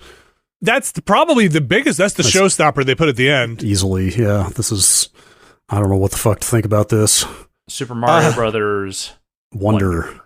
I think the bigger story is not just that there is a new 2D Super Mario Brothers, but that for the first time in a long time, a 2D Super Mario Brothers actually looks kind of exciting. Yeah, totally. Like if it had just been a new, it'd be like, whatever. But this looks like what if Mario was tripping balls for the entire game? Yep. That's the best way to put it. It's like Mario now lives in the subzone or something. Well, let's be clear. Yes, this should be called Super Mario Brothers Minus World. World, yes. That stuff has always been there in the periphery of Mario. I mean, again, you have been taking magic mushrooms pretty much since the series' inception, but Nintendo has, in various ways, sought to maybe downplay the more psychedelic element of what's going on in Mario World. Here, it feels like they have... I mean, look, as much as Nintendo will ever embrace that concept, I feel like here they're going for it. Yeah, I mean, it got pretty weird when you were throwing your hat on things and possessing their soul. The hat was alive, dude. That was pretty weird. But here it looks like you're running around this 2D world, kind of in a new Super Mario Brothers-esque way. They show a lot of co-op. They show playable Peach and Daisy and Toad running around with you. The art style is not too far off of the new games. No, not exactly a little the different. same, but kind of in that vein. But the thing that they didn't show was, let's say, the thing I hate about the new Super Mario Brothers games, which is the collision and the kind of trying to desperately platform in those games, which sucks. I hate it. But the weird thing is, well, two weird things. One, there are like voiced flowers that are very weird. They're just talking. They're just talking? Is this them opening the door to having a talking cast of Mario characters? There's the bit at the end of this presentation where Koizumi just very matter-of-factly throws out, like, there were a lot of things in there. There were fire flowers talking. Mario turned into an elephant. Like, just like, yeah, he sure did. Like, they sure were. Also, what are you talking about? Are they opening up the door to Mario characters talking? You are discounting the work of one Charles Martinet here by saying that. I wouldn't necessarily call that talking. Yeah, I don't know. Oh, no. Yeah. That's a sentence. He said that. I mean, even the music here has got a lot of weird vocalization, like doo-dah type stuff going on in it. Yeah. But the real hook here seems like you hit these points where you touch fuzzy, get dizzy, and you touch a thing, and the weird happens, and what that is... Welcome to the weird. Is up to the stage. I mean, there's enough stuff in here that this very much seems like the 3D world design ethos of just like, let's give every stage its own mechanic. Let's just never stop putting new ideas into this thing. Yeah, or worlds, Super Mario Brothers, Super Mario Galaxy. This is Super Mario Brothers, right? Wonder, not Super Mario. Super Mario Brothers Wonder. Okay. But he turns into an elephant. There's the part where he gets super tall. Yeah. There's the part where Goomba gets tall. You can like push pipes around. Mm-hmm. All kinds of stuff. It looks cool. Again, that's the thing. It looks cool. Very interesting. There's a weird scoring mechanic, like when he kicks a shell through a line of Goombas. I'm trying to find it here. Try to remember what all the verbiage is here. It's all like word-based scoring. Like in Mario, when you would kick a shell through guys and it'd be like 100 points, 200 points. Yeah. Here he does it. It's like good, great, excellent, stupendous. Like, I don't know what that's... I don't know if that's just a goof on the old scoring or if it actually feeds into something. I have no idea. There's a lot of strange looking stuff in here. Looks neat, looks fun, looks experimental, which I like. The thing again that I hope they figure out is for me and for the kids, the co-op stuff, where just make it so the platforming isn't a nightmare. Just make it good. You can don't put collision on. Yeah. Just let us jump through each other. Yeah. Don't let somebody scroll the screen when everybody's behind you. If Peach can't jump and then glide like 4 seconds, they've screwed up. It's when the Mario team gets weird with their mechanics, it's usually a good time. So more power to them. That have a date? October something, I forget. I'm looking through this story here. October, more in October. Pack it in. Come on, everybody's 20th, inside. October 20th. Mm-hmm. Oof. But there was more stuff even in the Mario universe. There's a Super Mario RPG remake. That's the other big one to me here. Yeah. So I never played Super Mario RPG. How well loved is that game? It's great. It rules. It was like mind blowing at the time for multiple reasons. Not only because it was very good, but also like Nintendo letting SquareSoft make a Mario RPG. What? Like, they didn't do that then at all. non-Nintendo teams making Nintendo games. What? Yeah, Mario RPG. I mean, yes, it's beloved for sure. It's also they've had how many other iterations of Mario RPG since then? 4? Oh, definitely more than that, right? Is it more than that? Oh yeah. 1,000 Year Door, right? There's paper. There's all the Paper Mario ones. The paper ones are like their own universe, basically. All the Mario and Luigi ones. Yeah. I've played a bunch of those. Superstar, All-Star, is that basically... Superstar Saga is the first Mario and Luigi. Okay. Yeah, okay. Those games were great. Maybe there's more than it. Yeah, I mean, those are also basically just building off of this formula, right? Right, yeah, that's what I mean. This was the beginning of that, but there's been 7 or 8 more Mario RPGs since then, so I wonder if maybe they'll bring some of that stuff back into this. It looks very nice. Yeah, big graphic, 3D graphical update. So that was another big one, and then they very lightly teased Princess Peach back again in her own game. We don't know what kind of game it is because they kind of basically show her getting onto some kind of spot on a stage, and then they're like, what happens when she gets on this special spot on a stage? We're not going to tell you. Yeah. Anyway. It looks almost 2D, it looks like beat 'em up style almost, side-scrolling, where she can move in and out of the background. Hard to tell. They're intentionally keeping it vague.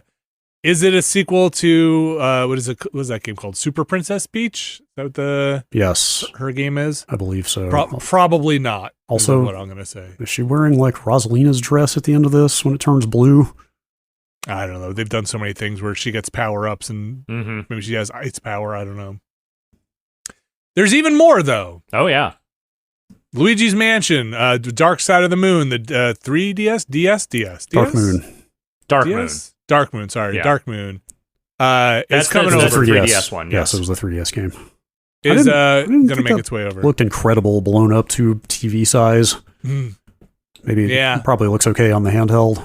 But yeah, I liked that game okay. Yeah, it was okay. A little long. I feel like I remember it being very compartmentalized because of the 3DS hardware. Yeah. It was not a giant mansion you could roam, I want to say. Wasn't it more broken up into chunks? I forget. There was definitely, it was pretty big. The main thing with that game is that it kind of wore out its welcome at a certain point. Yeah. They internalized the criticism of that first Luigi's Mansion game being 4 hours long and said, well, what if we made it 20? And it's you don't have to do that. Yeah. It's not my favorite. I mean, I like the Switch one. I forget the name. Oh, the Switch one's great. The Switch one is maybe my favorite one. Yeah, it's pretty good. But it'd be nice to have it there. It's my kid keeps wanting to, both my kids want to play it. I'm like, not to really bring out the 3DS to play this. So it's nice to have that stuff on a single platform. Have you forced them to play the GameCube one yet? No. Is that on the virtual, whatever they're calling their shop? No, there are no GameCube games. They don't. Yeah, oh, really? Okay. Well, we're going to get Pikmin 1 and 2, I think. Yeah, they have not started doing any classic game stuff at GameCube level yet. They're still in the N64 era. Okay, so probably going to be $50, $60 for 1 and 2. Yeah, probably. Yeah, I would guess there will not be GameCube games in that thing because they probably take a lot more porting work. Mm. And they got to say something for the next console to introduce as their big new thing for classic games. Yeah, that could change if and when they have hardware that can kind of emulate-ish that stuff rather than having to port it. I guess they go back and just remake all the big, do a pass on and sell them as a remake on the games, GameCube games of note. GameCube, a lot of great games. Yes. for GameCube. Terrific system. Yeah. So these are Switch full releases out of the eShop. Yeah, I didn't look at the pricing, but those are standalone SKUs. And then they showed some more Pikmin 4, which they showed kind of a lot more RPG stuff in this, a lot more kind of upgrading and home base things that you can get. You're rescuing survivors as part of the rescue team. They showed off the dog you can roll around with. Seemed neat. I like a Pikmin game. This one seems to add enough mechanics to maybe keep things interesting. You're getting upgrade points along the way for rescuing people. You're going inside the house. They showed some gameplay inside the house. What happens? What is going on in the Pikmin universe? We've all known that this is Oh man, I reviewed 3 and I don't even remember what was going on there. Pikmin infestation in the house. You're going to put out some tarot traps. Mm-hmm. Are the people all dead? Is this a post-apocalypse or? I don't know. What brand of tiny humans are we dealing with this time? Are we dealing with the ones that like fruit, the ones that like vegetables? I need to know. That meat only. Mm-hmm. Meat only device. They show them picking up a Game Boy and scanning that thing in.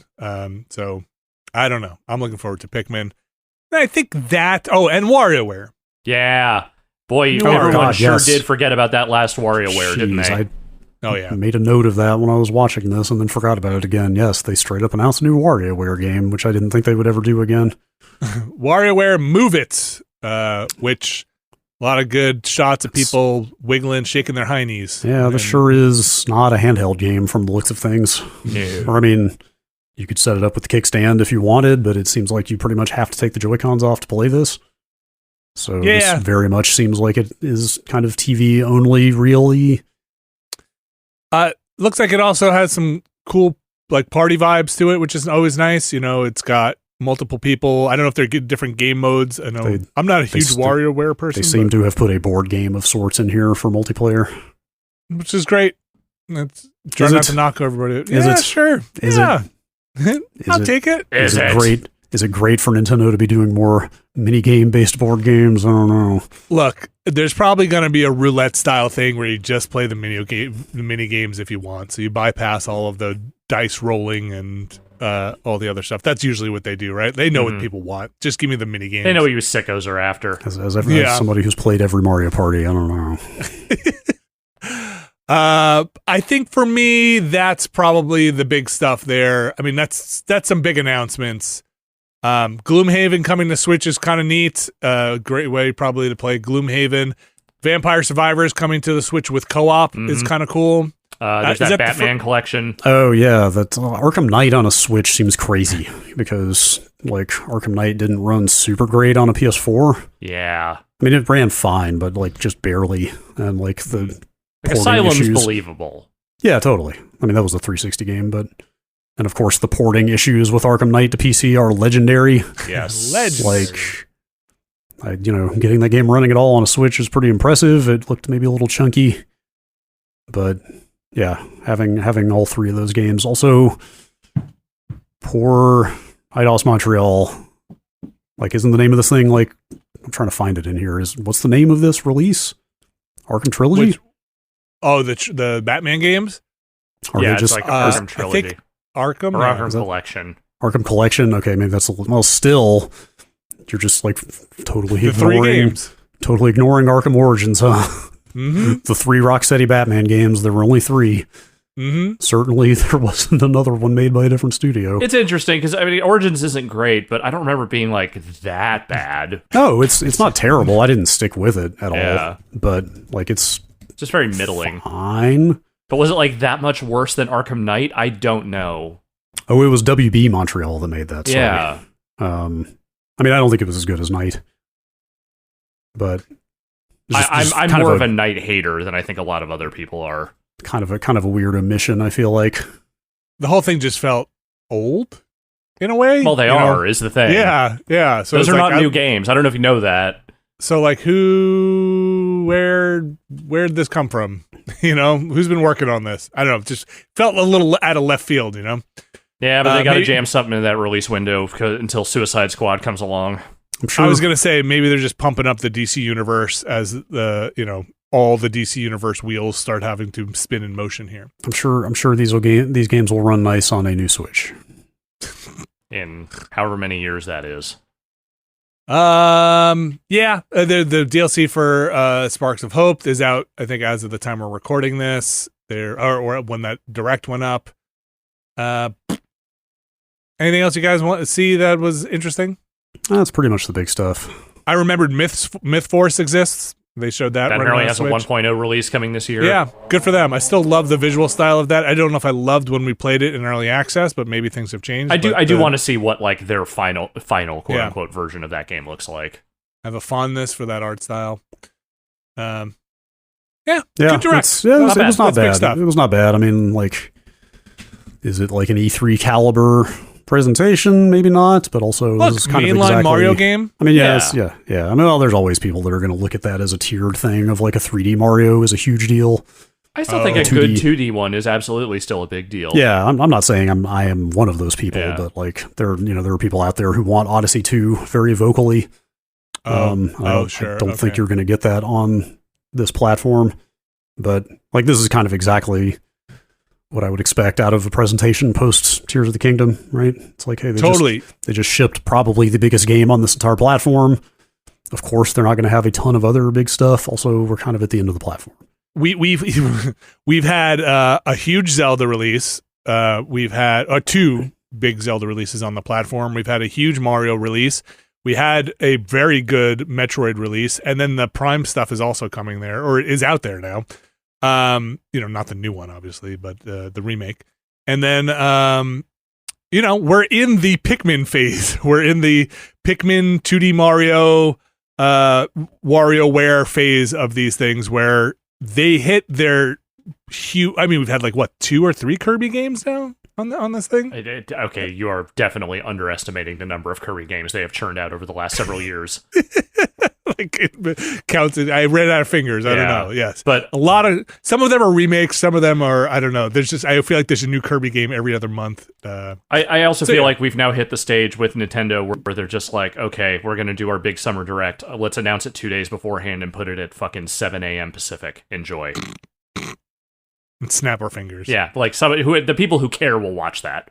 Yeah, and you're getting more Pikmin or Pokemon stuff. So, cool stuff. Mm-hmm. More stuff in October, in case you didn't have enough. Nothing for November though. Fuck November. No, November can eat it. I hope that Mario Brothers game is good. We all do. Yeah, we all do.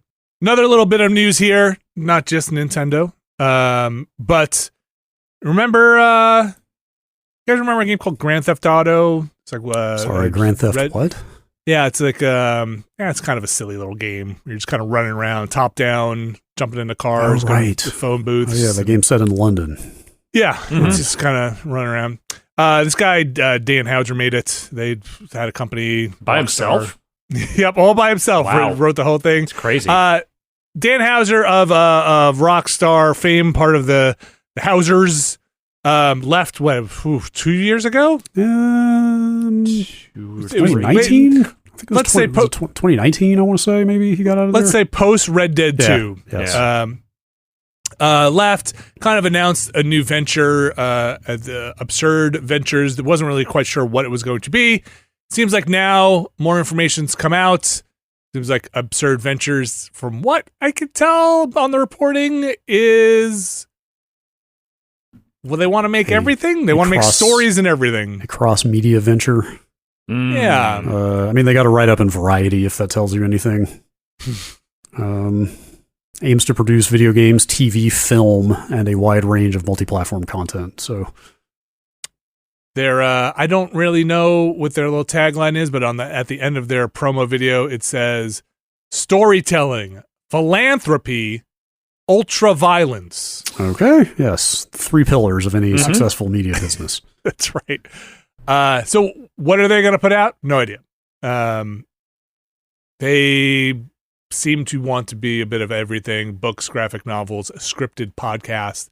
A lot of fingers in it, a lot of different pies. Wait, did they actually say scripted podcasts? They do. Weird. They do. Weird. Yep. That yeah, Rockstar, look, that's a thing. That Rockstar Exodus certainly seems to have resulted in a lot of new studios. Like the Benz started his thing. I forget who else. Somebody else out of there at the top management has a new thing, and now this. I thought they were all just going to go wallow in their GTA money.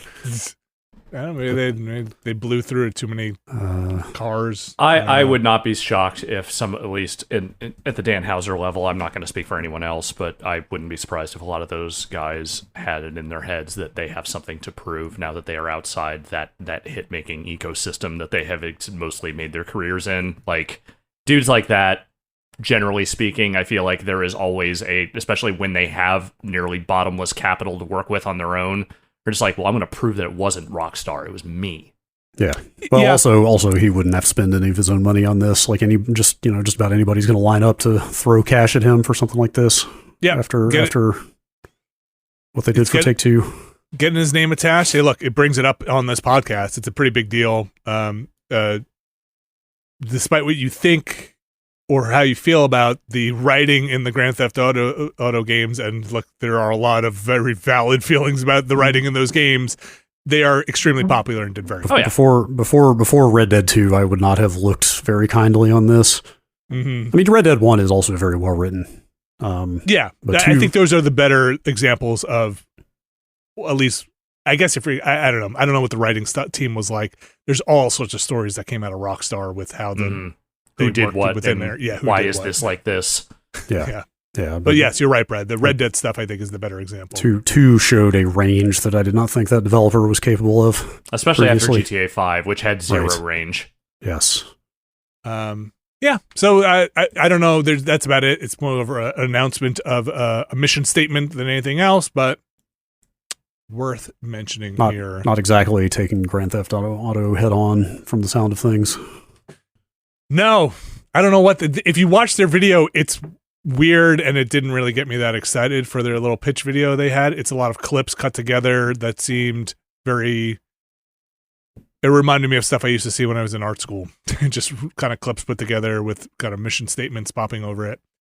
But maybe that's what they're going for. Maybe that's what you can do when you're Dan Houser. You could be like, I don't know, I just want to do weird stuff. Yep. I just want to be creative and make weird stuff. A bit of the ultra violence. That's going to do it pretty much for news. We're in this post-announcement phase. I think a lot of people are head down now trying to make good on September and October. Very quickly, I'll just mention, it sounded like the Immortals got pushed. Immortals of Avium, is that the full name of it? Yes. Got pushed into August, or late August. So I think people are just trying to make video games at this point. So we'll see what happens. Yeah, let them cook. We're going to have our hands full, let's say, as time goes on. That's going to do it for the news. You can send us emails over at podcast@nextlander.com. That is podcast@nextlander.com. Don't get it wrong. Mm-hmm. We'll scoop them up. We'll take them. We got enough of them. They grow. They sit in the garden. Gotta age them. Gotta age them nice, and pick the best of the crop. So you can send them in over. We do read them even if they don't make it to the air, as they're cultivating and growing. You can check those out. You can also check out a bunch of our stuff from this week and previous. Again, probably the last week I'll mention it, but we had all those showcases that I mentioned at the top of the show here. That's the Sony, the Next Fest. Oh, man, my brain is just pouring out of my ears at this point. Well, that's happening now. We're going to look at that stuff on Friday. I meant Summer Game Fest is what I was getting at. An Xbox showcase, Ubisoft. But Summer Next Fest, the Steam Next Fest. That's what it is? Steam Next Fest? Steam Next demos. Fest. We're going to take a look at those on Friday. I think Abby's going to come join us, look at some of those demos that are on there. Never enough time to look at all those games. We're going to check out some Final Fantasy. Maybe check out that Aliens game on Thursday. We are wrapping up with our David Lynch primer. Mm-hmm. His works in the film genre with Wild at Heart, which is up now over on the Patreon side of things. We're going to take a couple of weeks off and come back with Alex Navarro. Twin Peaks Season 1. Twin Peaks Season 1. Is Twin Peaks Season 1? I don't know much about it. Is Season 1 very good? Is well regarded? Yes, very much so. Okay. I mean, Twin Peaks Season 3 is the one that everyone talks about being one of the greatest seasons of television ever, but Season 1 did a lot. That's a lot of hype. Yeah. That's a lot of hype. But for now, you can go check out Wild at Heart and all the other David Lynch movies we watched, including Dune, including Blue Velvet. Those are up now over at patreon.com/Nextlander. You can check all of that out. You can check out Never Been a Better Podcast. Previous episode is up there now with, I think that was Jeff Baclar and Abby Russell on that one. We're scheduling out our next one to record soon. These months still busy. A lot of people doing a lot of different things. So, but we're going to try and get that one recorded soon for July because, hey, I don't know if you noticed, July is right around the corner. Again, go to patreon.com/Nextlander. Check out all that stuff, including the Ramblecast and all those different tiers there. You can find a tier that fits your lifestyle. There is one tier there, though, called the Mysterious Benefactors tier, where you get your name read on this here show. Alex Navarro, I believe you have a list of these Mysterious Benefactors. I sure do, and our Mysterious Benefactors for this week are RRE, John Richardson, Fordak, Kelly F., Brian Lucier, Skywarp, John Hubbard, Sean Miller, Brad's mid-sized family-friendly Hoodoo Voodoo, Evan Cook, Mark Wilhelm, Jerry Lee, Gary Pejsky, Robert Fisher, John McGinnis, Chmod plus X Bunny Crimes. Nailed it. Peter Reardon, Thomas Lynn, Jad Rita, Statics, Andrew Jackson, Mega Crane, Razgriz 2, Brian Murphy, Trevor and Adrian R, Randy Duax, Andrew Tiepkin, Alex Wu, It Me JP, Matt Clements Jr., Edward Chick, Andrew Slosky, Steve Lynn, Matthew Herrig, David Campos, and Tyler Treese. And thanks to all of our Mysterious Benefactors, and thanks to everybody who supported us over on patreon.com/Nextlander, watched all of our stuff over at YouTube, supports us on Twitch, and wherever else you can find great Nextlander content. Thanks for sharing things like the Watchcast and the podcast. We appreciate the good word of mouth, spreading the good word out there. Programming note, we are going to be off during the July 4th week here in the United States. Well, it's July 4th in other parts of the country, but it is a holiday over here in the States. We'll have no streams that week, but we should have some content for you in terms of I'm going to put up another one of the Never Been a Better podcasts in the main feed. It's always fun for people who haven't heard those to be introduced. What a great podcast. You know, if we keep doing those monthly and we keep taking breaks, every few months, we won't run out. No, that's how math works. Mathematically, we will be fine. Yeah. We're still trying to, we're trying our best to keep with our 1 week a quarter vacation. Yeah, it might be like every 4 months this year, but like that's better than we did last year. Yes. We're trying to maintain it and see how we go. So that's, we put it on the calendar. I think we all kind of forgot we had put it on the calendar. And as we were looking ahead, be like, good for us for putting it on the calendar and trying to stick to it. Look, you spend decades basically just like using crumbs of vacation time and never knowing when you can actually take it. It takes some getting used to retrain your brain.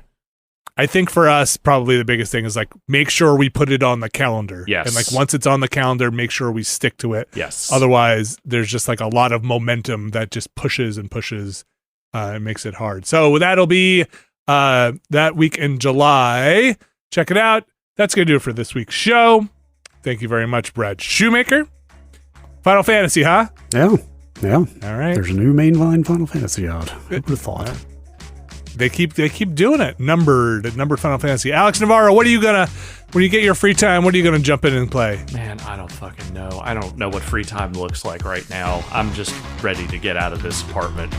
I'll be curious to see what the first game you put on and sit on your new couch and play is, to just chill out on your new living room, your new abode. I'll let you know once I get there. And if you want to find out, you can tune in to this here podcast or any of the fine other Nextlander properties. Thanks, everybody. Thank you, guys, and we'll be back next week.